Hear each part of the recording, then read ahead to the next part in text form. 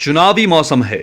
देश में नरेंद्र मोदी, राहुल गांधी और सर्फ एक्सल की खूब चर्चाएं हैं। लेकिन हिमाचल प्रदेश के सोलन में इन दिनों यहां के निजी स्कूलों द्वारा लगातार बढ़ाई जा रही स्कूली फीस महत्वपूर्ण मुद्दा बना हुआ है। इस मुद्दे को लेकर कुछ दिनों पहले एक निजी स्कूल के छात्रों के अभिभावकों ने स्कूल गेट पर जमकर प्रदर्शन किया, जिस कारण पुलिस ने मौके पर पहुंचकर अभिभावकों को शांत करवाने का असफल प्रयास किया। हालांकि स्कूल प्रशासन की तरफ से उचित कदम उठाने का आश्वासन दिया गया है। हमें जो मैनेजमेंट है उसने आश्वासन दिया है कि वो वेडनेसडे तक हमें इस चीज़ का रिप्लाई देंगे।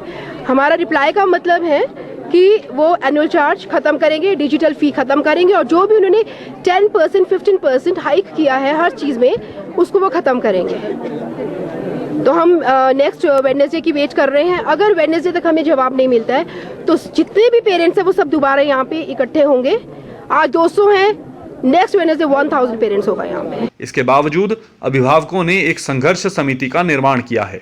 अभिभावकों की इस संघर्ष समिति की इस बात को लेकर तारीफ करनी होगी कि उन्होंने अन्य स्कूलों के अभिभावकों को साथ लेकर इस आंदोलन को आगे बढ़ाया और आज यानी 13 मार्च को अन्य स्कूलों के छात्रों के अभिभावकों को साथ लेकर प्रदर्शन करके ऐलान किया कि ये जंग तब तक रहेगी जब तक कि इस फीस बढ़ोतरी पर रोक ना लगा दी जाए।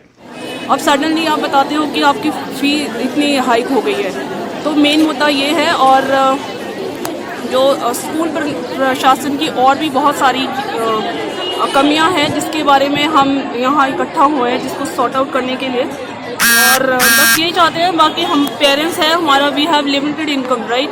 We can not spend so much only on education, we have other expenses in the house, so we have to take care of everything. Being a parent, I guess every parent present here has the same problem.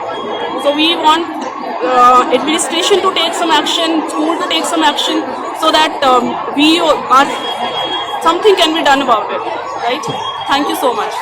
आप hired गुंडाज को लेके आइए, गुंडे 10-15 hired, और वो सड़क पे बिठाइए उनको। वो आने जाने वालों को, पेरेंट्स जब अपने बच्चों को स्कूल छोड़ने आते, पिक करने आते, उनको लूटे वहाँ पे।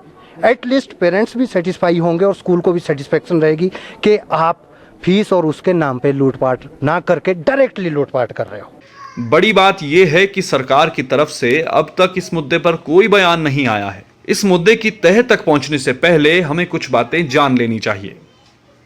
पहली, कि कोई भी शिक्षण संस्थान पूरी तरह से टैक्स के दायरे से बाहर होता है जब तक उसका उद्देश्य लाभ कमाना ना हो।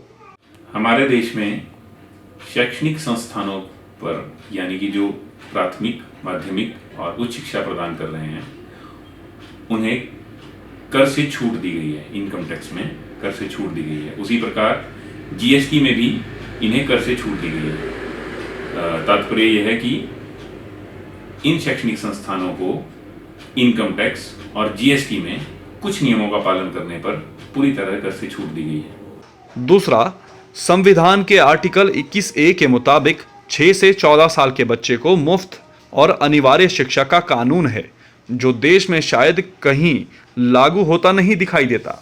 तीसरा, निजी शिक्षण संस्थानों में गरीब तबके और वंचित समूहों के 25% छात्रों के लिए आरक्षण है। इसका भी कोई संस्थान पालन करता हुआ नहीं दिखाई देता। द बिग स्टोरी की ये रिपोर्ट अगर आपको पसंद आई हो तो इसे लाइक और शेयर ज़रूर करें और कमेंट करके ज़रूर बताएं कि आपको ये रिपोर्ट कैसी लगी। और हमें प्रेरित करने के लिए हमारे YouTube चैनल को सब्सक्राइब कर लीजिए।